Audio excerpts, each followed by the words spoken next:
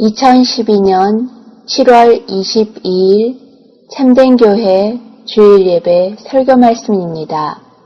오늘은 12시간의 낮이라는 제목으로 이철희 목사님께서 설교해 주시겠습니다. 말씀 안에서 주님의 은혜와 평강이 넘치시길 바랍니다. 본문 말씀 요한복음 11장 9절부터 10절. 예수께서 대답하시되 낮이 12시가 아니냐. 사람이 낮에 다니면 이 세상의 빛을 봄으로 실족하지 아니하고 밤에 다니면 빛이 그 사람 안에 없는 고로 실족하느니라. 아멘. 예전에 함께 성경 공부를 하던 어떤 권사님이 이런 말씀을 하시는 것을 들었습니다. 나이 50에는 50마일로 가던 시간이 60이 되면 시속 60마일로, 70이 되면 시속 70마일로 지나간다. 그렇게 말씀하시는 것을 들은 적이 있습니다. 아마도 나이가 들어가면서 그만큼 세월이 빨리 가는 것을 느낀다는 그런 의미일 것입니다.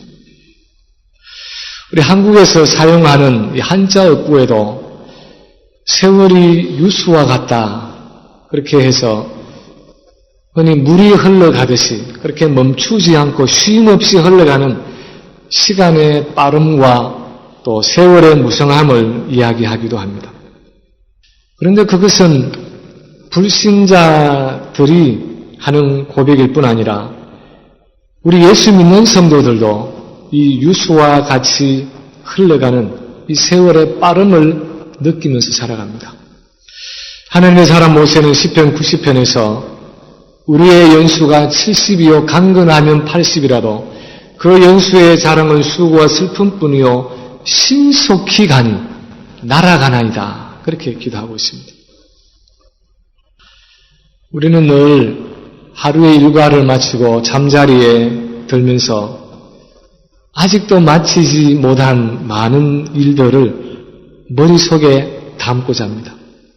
새벽부터 저녁 늦게까지 아무리 열심히 쉬지 않고 집안일을 하고 가게일을 하고 사람을 만나고 요리를 하는데도 여전히 마치지 못한 일들이 끊임없이 생겨나는 것을 볼 수 있습니다. 해야 할 많은 일들이 남아있고 읽고 싶은 책들이 남아있고 만나야 할 사람들도 남아있습니다. 그래서 오늘은 내가 해야 될 일을 이제 다 마치고 후련한 마음으로 잠자리에 든다. 그렇게 말을 할 수 있을 때가 거의 없는 것이 우리의 실제적인 그런 형편입니다. 그래서 우리는 많은 경우에 시간에 대한 일종의 강박관념을 가지고 살아갑니다. 늘 할 일은 많은데 시간은 모자란다. 그렇게 생각을 하면서 살아갈 때가 많습니다. 시간에 빚진 사람처럼 그렇게 쫓기면서 허겁지겁 살아가는 것이 현대사회를 사는 우리의 일반적인 모습입니다. 하루가 24시간이 아니라 1시간 더 주어져서 25시간이 되면은 그 문제가 해결될까요? 1시간이 아니라 그냥 인심을 써서 한 6시간을 보태서 하루가 30시간이면은 그러면 좀 여유 있는 삶을 살 수 있을까요? 만약 그런 시간이 주어진다 해도 그 무언가로 그 시간이 또 채워져서 우리는 여전히 시간에 쫓기는 삶을 살아갈 것입니다. 왜냐하면 이것은 시간의 양에 대한 문제가 아니기 때문입니다. 성경의 복음서를 찬찬히 읽어보면은 예수님의 삶은 그렇게 쫓기는 우리의 삶과 같지 않았던 것을 봅니다. 예수님은 그 누구보다도 할 일이 참 많았던 분이었습니다. 유대 지방에만 해도 각 성읍마다 각 동네마다 하나님의 나라가 도래했다는 것을 선포해야 할 수많은 사람들이 있었습니다. 요즘 우리가 1:1 양육을 하고 제자 훈련을 하는 것처럼 하나님 나라의 성격이 어떤 것인지, 천국 백성의 삶이 어때야 하는지를 가르치고 양육해야 할 수많은 백성들이 있었습니다. 요즘처럼 병원도 없고 의사도 없고 약도 없던 그 시절에는 곳곳마다 각양각색의 병자들이 있었고 장애인들이 있었고 귀신 들린 자들이 있었습니다. 수많은 사람들이 예수님의 치유의 손길을 기다리고 있었습니다. 그렇다고 해서 예수님이 단지 유다와 갈릴리, 무슨 사마리아까지 포함하는 그런 소위 이스라엘 백성들만의 구세주가 아니었습니다. 그분은 세례 요한이 말한 것처럼 온 세상의 구세주였습니다. 온 세상의 죄를 지고 가는 하나님의 어린 양이었습니다. 온 세상에 있는 사람들이 다 예수님의 사역을 필요로 하는 사람들이었습니다.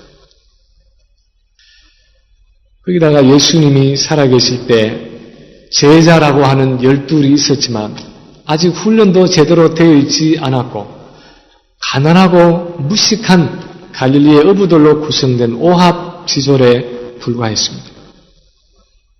그래서 예수님이 3년의 사역을 마치고 잡혀서 십자가에 달리셨을 때 그렇게 해야 할 많은 일들 중에서 이루어진 일이라고는 정말 손톱만큼의 그런 적은 분량일 뿐이었습니다.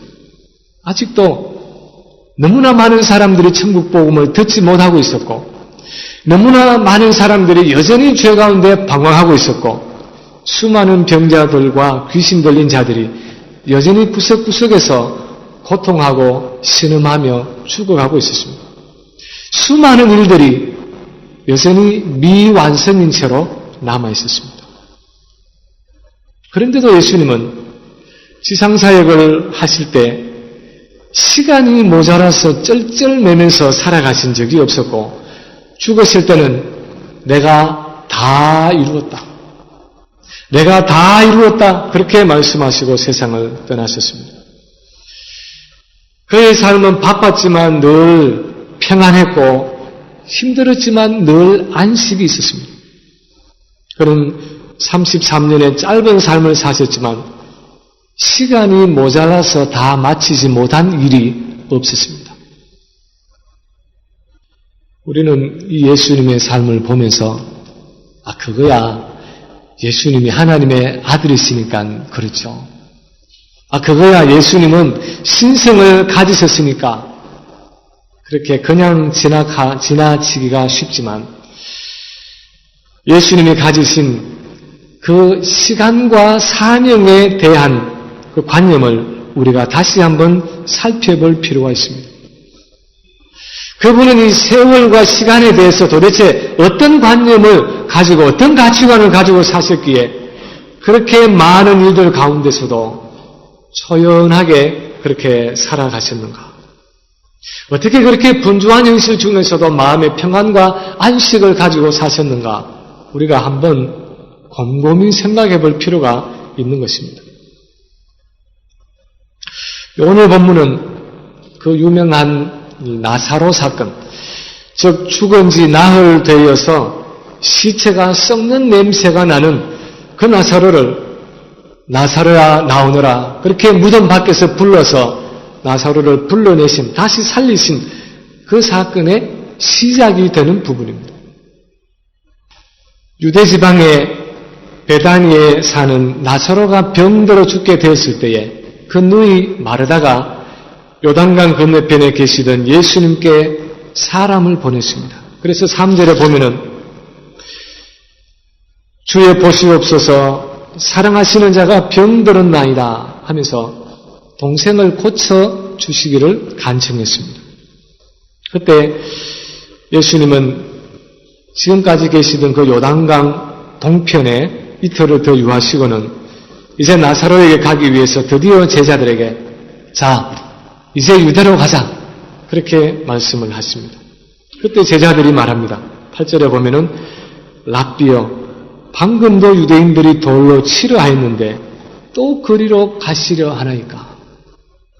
사실 11장 30절 이하에 보면은 나와 아버지는 하나이니라 하는 그 예수님이 말씀 때문에 하나님과 자신을 동일시한, 나와 하나님은 신성에 있어서 동일하다 하는 그 예수님의 말씀 때문에 유대인들이 신성 모독죄로 몰아서 예수님을 돌로 쳐 죽이려고 했습니다. 예수님은 아주 간신히 위기를 모면하고 그 자리를 빠져나왔습니다. 그런데 예수님이 이 위험한 유대 지방에 또 지금 들어가려고 하시는 것입니다. 그래서 제자들이, 선생님, 얼마 전에도 선생님은 그 유대 지방에 들어갔을 때에 사람들이 돌로 쳐서 선생님을 죽이려고 했는데 또 지금 그리로 들어가려고 하십니까?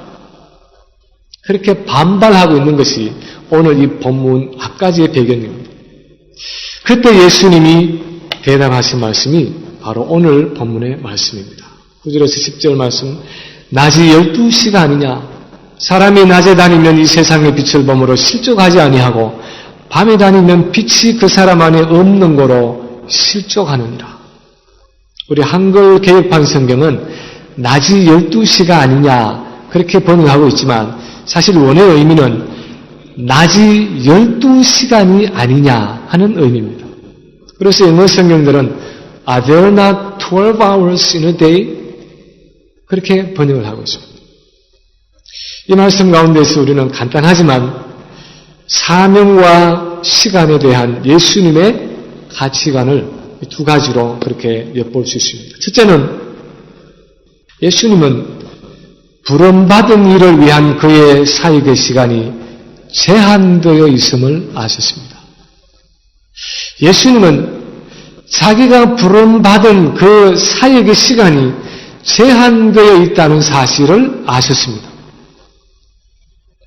오늘 본문에 보면은 예수님은 죽은 나사로를 살리는 그 일을 위해서, 하나님의 보내신 일을 이루기 위해서 반드시 베다니로 가야 하는 그 상황이 있었습니다. 그런데 문제는 베다니에라는 이 동네에 이 유대인은 예수님을 잡으려는 유대인들과 대제사장들과 여러 종교 지도자들이 기다리고 있었다는 사실입니다. 실제로 이 죽은 나사로를 살리는 이 사건 때문에 많은 사람들이 예수를 믿게 되고 그 사건 이후로 유대의 종교 지도자들이 이제는 본격적으로 예수를 죽이려고 모의하기 시작했습니다. 제자들이 염려한 것처럼 거기에는 아주 절대절명의 위험이 예수님을 기다리고 있었습니다. 그런데 그런 위험에도 불구하고 예수님은 유대로 가기로 작정하셨습니다. 왜 그렇게 하셨습니까?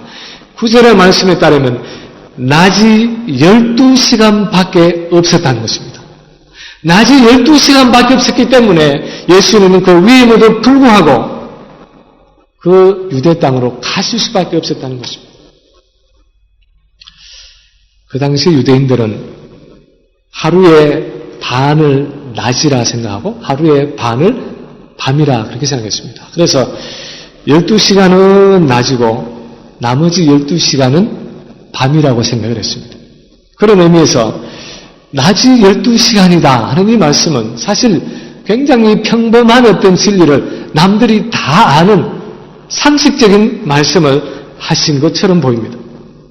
그런데 오늘 이 본문의 문맥에서 제자들이 선생님, 얼마 전에도 유대인들이 선생님을 돌로 쳐서 죽이려고 했는데 또 유대로 가려고 하십니까? 다시 말하면 선생님, 며칠 좀 더 쉬었다가 하면 안 되겠습니까? 몇 달 좀 더 있다가 하면 안 되겠습니까? 좀 모든 게 잔잔해지고 나서 나중에 가서 그 사역을 하고 그 복음을 전하고 그 사람을 살리면 안 되겠습니까? 그렇게 예수님을 말릴 때 예수님이 낮이 12시간이 아니냐 하고 대답하시는 것은 좀 특별한 의미를 가지고 있었습니다. 단도직입적으로 말하면 예수님은 지금 제자들이 원하는 것처럼 그렇게 시간을 지체할 수 없다는 의미입니다. 하나님이 그를 이 땅에 보내셔서 이런 영혼을 구원하시는 그 마지막 추수의 작업을 이미 시작하셨기 때문에 지금이 바로 그 일할 수 있는 시간인 낮이라는 것입니다. 지금이 바로 하나님의 일을 해야 할 주어진 때라는 것입니다. 지금이 바로 복음의 문이 열려있고 추수의 작업이 진행되고 있고 하나님이 일하고 계시는 낮이라는 것입니다. 그래서 죽은 나사로를 살리심으로 부활이요 생명이신 예수 그리스도를 나타내시고 하나님께 영광을 돌리는 그 일이 비록 위험하지만 하나님이 허락하신 빛이 있는 이 낮에 반드시 해야 할 일이라는 것입니다. 그것을 위해서 하나님이 그를 이 땅에 보내셨고 그것을 위해서 하나님이 그에게 12시간의 낮을 허락하셨다는 것입니다. 요한복음 9장 4절에 보면은 예수님이 길 가시다가 만난 나면서부터 소경된 사람을 고치시기 전에 이것과 굉장히 비슷한 말씀을 하시는 것을 볼 수 있습니다. 요한복음 9장 4절에 보면은 때가 아직 낮음에 나를 보내신 이의 일을 우리가 하여야 하리라. 밤이 오리니 그때는 아무도 일할 수 없느니라. 아무리 힘들고 어려운 고난이 예상되어도 기회를 잃지 않고 하나님의 그를 보내신 그 일을 감당하기 위해서 자신을 던지셨던 그 예수님의 삶의 열정은 그분 자신에게 낮이 12시간밖에 없다는 그 사실을 확실히 아는 데서 왔습니다. 빛 가운데서 하나님의 일을 할 수 있는 그 낮은 12시간, 13시간, 15시간, 20시간 그렇게 무한정 계속되는 것이 아니라 12시간이라는 정해진 동안만 지속된다는 사실을 아셨기 때문에 그는 자신에게 주어진 그 시간을 낭비하지 않고 과감하게 하나님이 보내신 그 일을 위해서 투자하셨습니다.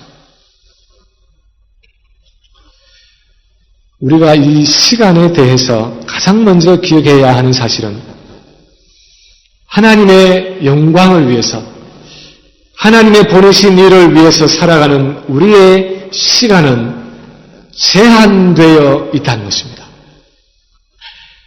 하나님의 영광을 위해서 살아가고 하나님의 나를 위해서 보내신 그 일을 위해서 주어진 이 나의 시간이라는 것은 제한되어 있다는 사실입니다. 하나님이 나를 이 땅에 보내셔서 그 목적과 계획을 이루며 살아가는 내 인생의 낮은 12시간이라는 기한이 정해진 시간이라는 것입니다. 그 낮이 지나면 인생의 밤이 찾아오고 그 밤에는 아무도 일할 수 없다는 것입니다. 하나님이 내게 주신 인생의 낮은 그분이 나를 보내신 그 일을 하기 위해서 내게 주어졌다는 것입니다. 내 인생이 아직 낮일 때에 아직도 건강이 있고 아직도 시간이 있고 아직도 기억력이 있고 아직도 물질이 있고 아직도 여러 인생의 자원이 있을 때에 하나님이 나를 보내신 그 일을 위해 이 시간을 투자하고 부지런히 사용해야 한다는 것입니다. 그것이 하나님이 이 낮이라는 기회를 내게 주신 목적이라는 것입니다. 우리 일기 제자 훈련이 이제 한 절반을 약간 넘었었습니다. 13권의 교재 중에서 3권의 교재 중에서 2권의 마지막 부분을 하고 있으니까 이제 거의 한 반은 지나고 3분의 2가 끝나가는 그런 시점이 있습니다. 처음보다는 많이 익숙해져서 대부분의 분들이 많은 분들이 이제는 궤도에 올라 있지만 그래도 가끔씩 아직도 너무 힘들다고 힘들어서 못했다고 못하겠다고 그렇게 아우성 치시는 것을 볼 때가 있습니다. 한 주에 2개씩 외워야 하는 그 암송 구절 그것 때문에 흰머리가 더 생기는 것 같다고 그렇게 말씀하시는 분들 이야기를 들으면 마음이 얼마나 죄송한지 모릅니다. 근데 그래서 사실은 저 혼자서는 그 이야기를 들으면서도 저 혼자서는 그렇게 생각을 하려고 했습니다. 이 성경을 외우기 때문에 흰머리가 더 나는 것이 아니라 이 성경을 외우기 때문에 앞으로 우리에게 올 수 있는 이 치매가 예방되는 것이다. 어떻게 하든지 이 두뇌를 뇌세포로 자꾸 사용을 해야 죽어가던 뇌세포도 계속 살아나는 것이다. 그렇게 생각을 하려고 저는 애를 씁니다. 하여간 분명한 것은 나이가 들면 들수록 이 제자 훈련이라는 과정이 결코 쉽지 않다는 것입니다.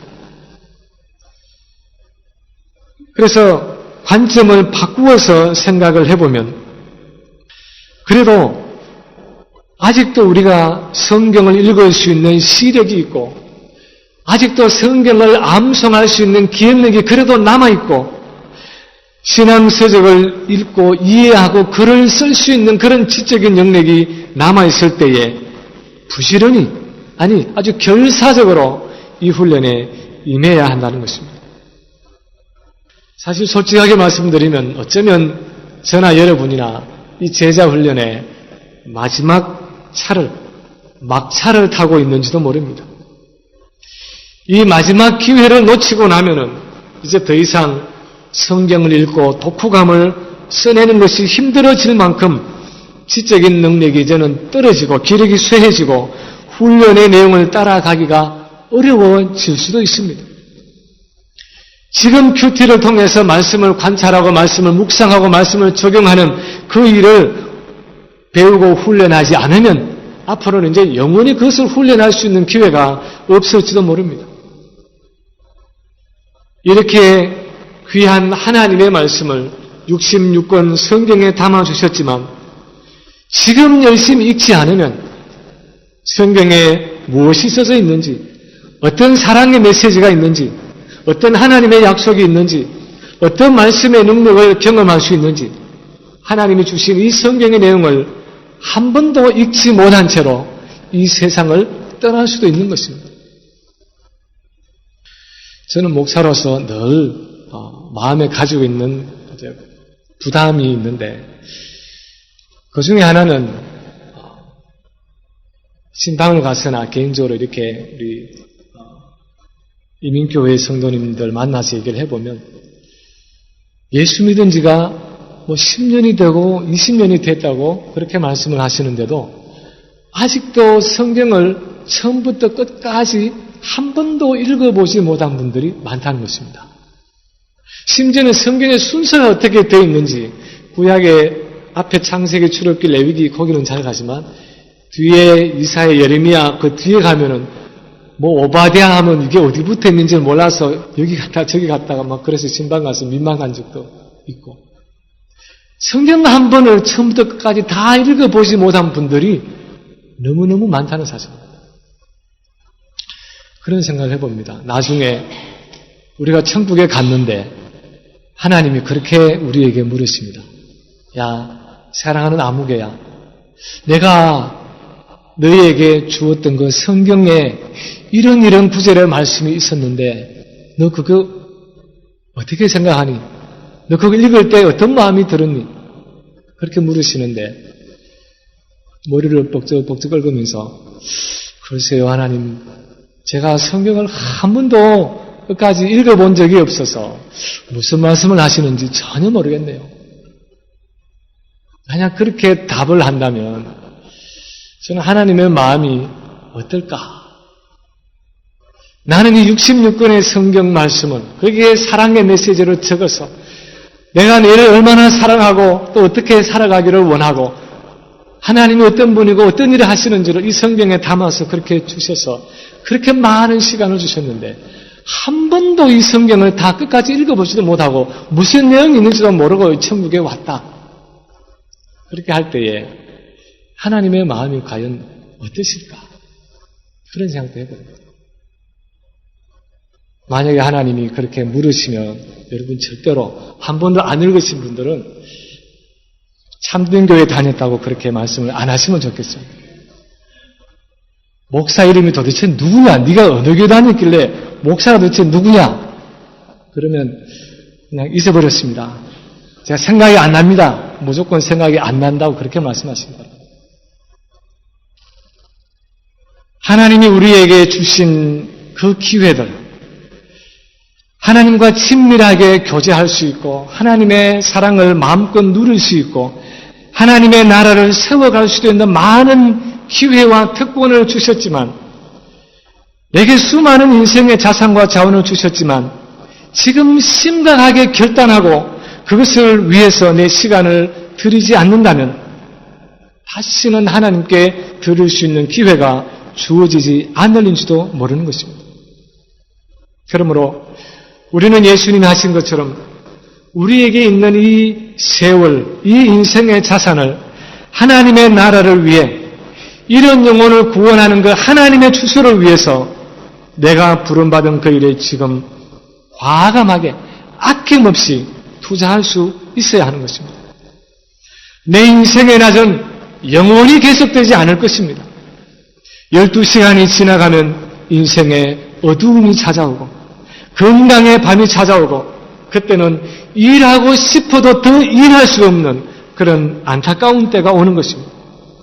그래서 때로는 어렵고 힘들어도 내가 부름받은 그 일을 위해서 기회가 주어졌을 때 지금 헌신하고 결단해서 최선으로 우리에게 주어진 그 시간을 하나님의 일을 위해서, 하나님의 나라를 위해서 투자해야 하는 것입니다. 두 번째로 예수님은 하나님이 보내신 일을 하는 동안은 그 누구도 멈추게 할 수 없음을 아셨습니다. 예수님은 하나님이 보내신 일을 하는 동안은 그 일을 누구도 멈추게 할 수 없다는 사실을 아셨습니다. 제자들이 보기에 만약 예수님이 나사로가 사는 그 동네 베다니에 가기 위해서 유대로 다시 들어가신다면 아마도 예수님을 돌로 치려고 했던 그 유대인들이 이번에는 아마 분명히 놓치지 않고 그때는 예수님이 빠져나오셨지만 이번에는 분명히 놓치지 않고 아마 예수님이 돌로 맞아서 죽을지 모른다.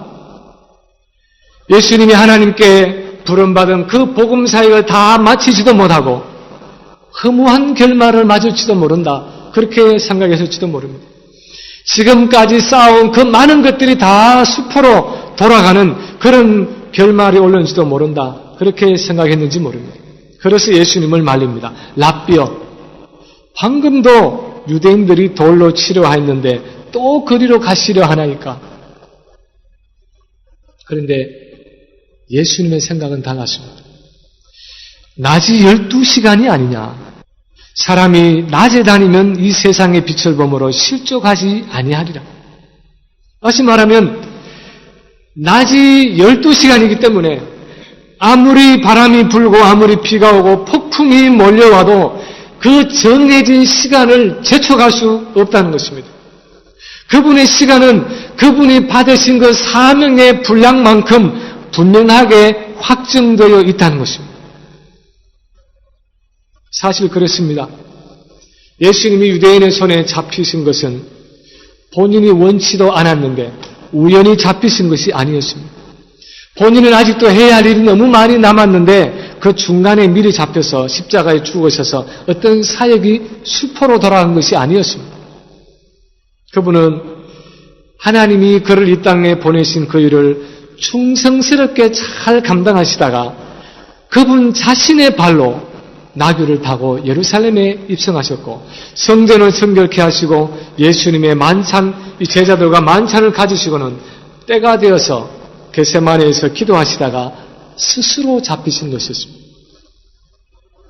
그분은 3년이라는 그 주어진 시간 동안에 당신이 하셔야 할 그 일을 완전히 다 마치고 하나님이 정하신 그 때에 십자가를 지신 분이었습니다. 그분의 지상의 사역을 다 마치기까지는 그 누구도 그를 미리 십자가에 못 박아 죽일 수 없었습니다. 12시간이라는 그 낮의 시간이 다 끝났을 때, 그 사명의 걸음을 다 마쳤을 때에 비로소 그에게 십자가의 죽음이라는 밤이 찾아왔습니다. 우리가 만일 하나님의 계획과 뜻 가운데 매일의 삶을 살아가고 있다면 하나님은 우리에게 주신 그 사명을 이룰 수 있는 시간과 여건과 환경을 반드시 허락하실 것입니다. 그 누구도, 그 무엇도 하나님의 일을 위해서 우리에게 주어진 그 시간을 단축하거나 연장시킬 수 없을 것입니다. 하나님이 맡기신 그 일을 다 마치기까지 그 누구도 우리를 방해하지 못할 것입니다. 데이비드 리빙스턴이 아프리카에서 의료 선교를 하고 있을 때에 자기 자신이 병이 들어서 필요한 치료를 받지 못한 적이 있었습니다. 그는 그런 육체적인 이 고통과 고난 가운데 있었지만은 자기를 필요로 하는 사람들에게는 그 아픈 중에도 계속해서 그 사람들을 치료하러 그렇게 기꺼이 갔습니다. 사람들이 말리고 오히려 당신이 지금 어떻게 될지 모르니까 지금은 좀 쉬어라 그렇게 말하는데도 그는 그 사람들의 손길이 필요한 거기에 기꺼이 달려갔습니다. 그리고 떨리는 손으로 일기에 이렇게 기록을 했다고 합니다. 나는 내 일을 마치기까지는 결코 죽지 않는다. 나는 내 일을 마치기까지는 결코 죽지 않는다. 물론 우리는 선교지에 가서 시작도 하기 전에 순교를 당한 분들도 알고 있고 또 선교 사역 중에 그 사역 중에 죽임을 당한 분들도 알고 있습니다. 그런데 우리가 하는 것은 그 어떤 순교나 박해도 하나님의 추수의 작업을 방해하지는 못했다는 것입니다. 오히려 그 순교자의 피가 거름이 되어서 전보다 더 많은 교회들이 생겨났다는 것입니다.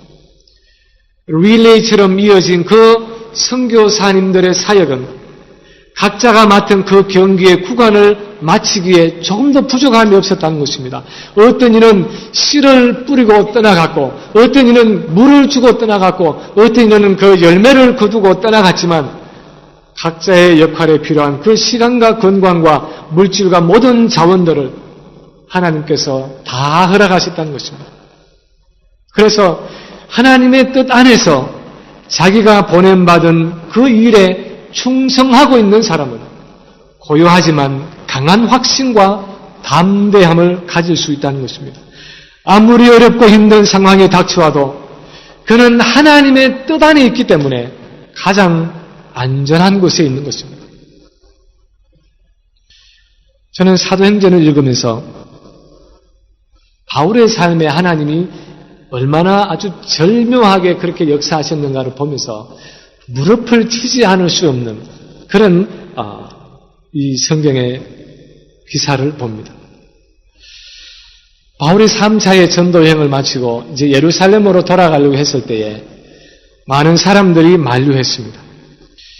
예루살렘에 돌아가면은 유대인들의 손에 잡힐 것이라는 이 아가보의 예언의 말씀을 듣고 많은 성도들이 말렸지만 그 성도들의 만류를 뿌리치고 바울은 예루살렘으로 갔습니다. 그리고 예언대로 유대인의 손에 잡혀서 로마 군대에 넘겼습니다. 그리고는 자기를 이단으로 기소하는 그 유대인들 때문에 이제는 로마 황제에게까지 상소를 하게 됩니다.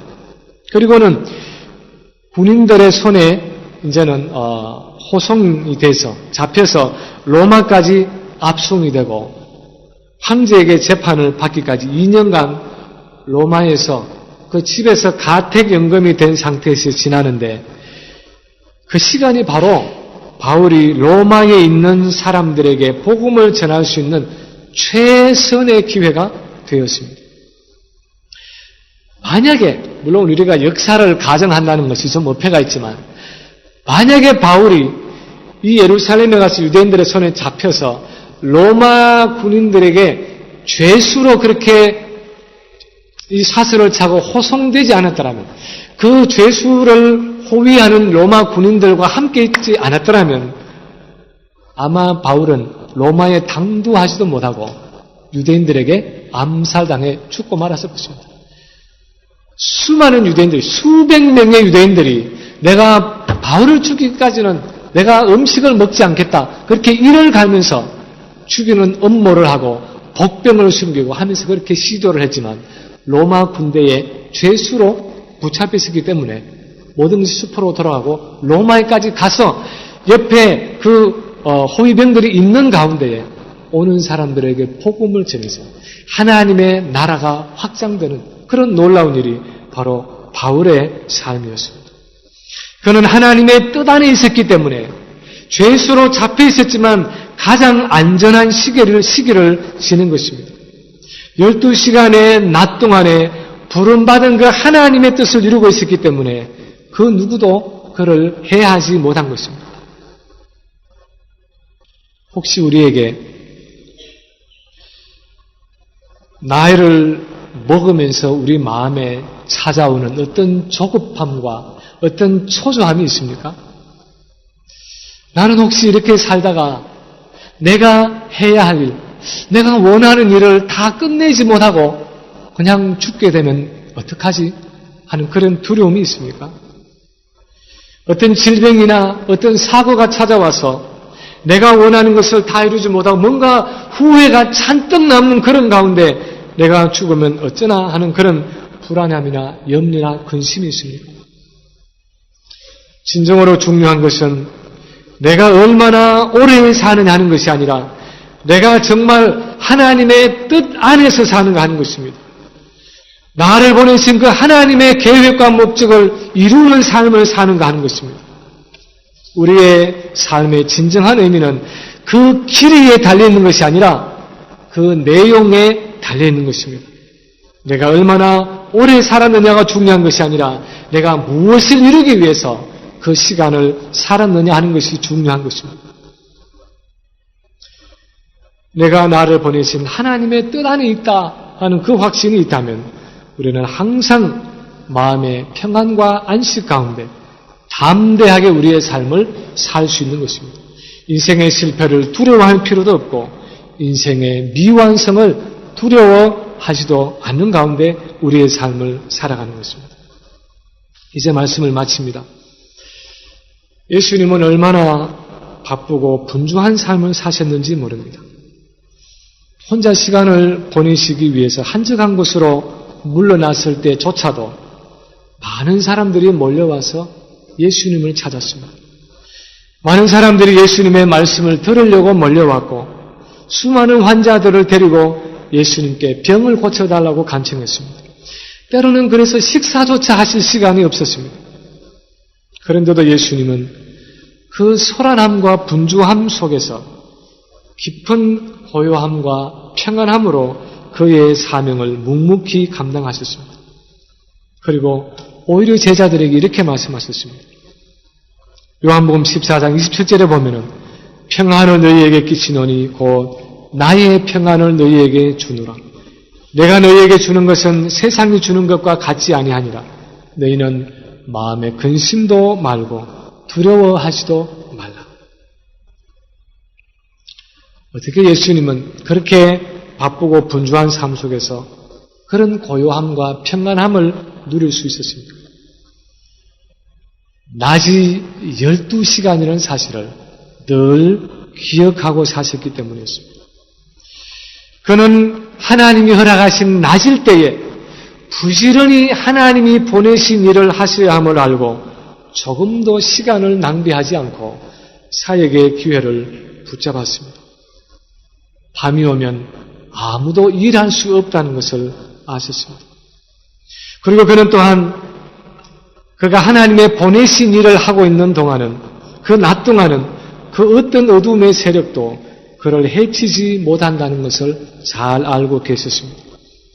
그가 하나님의 뜻 안에 있으면 그 누구도 그의 일을 멈추게 할 수 없음을 알고 계셨습니다. 그래서 그는 하나님께서 보내신 일들을 열정적으로 감당하면서도 그 마음에 안식과 평안을 가지고 사역하셨습니다. 우리는 어떻습니까? 우리에게는 예수님이 가지셨던 그 시간의 평안함이 있습니까? 정말 화살과 같이 그렇게 손살같이 지나가는 물이 흐르듯이 빨리 지나가는 그 세월 앞에서도 우리에게는 참 평안과 안식이 있습니까?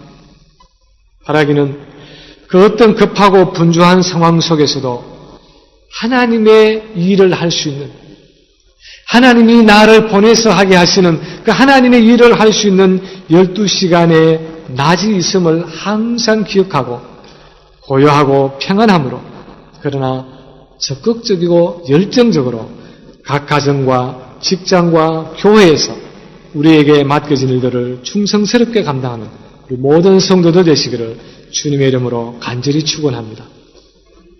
저희 참된 교회는 필라델피아 북부 지역인 플리머스 미딩에 위치하고 있습니다. 인터넷 웹사이트 www.chamchurch.com으로 들어오시면 교회에 대한 자세한 안내를